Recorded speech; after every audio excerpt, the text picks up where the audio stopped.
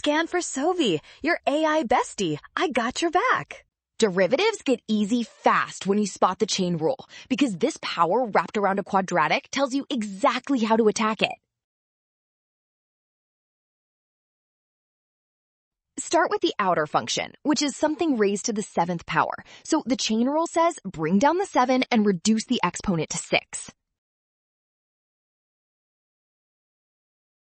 Now, multiply by the derivative of the inside, and the inside is x squared minus 11x plus 24, whose derivative is 2x minus 11.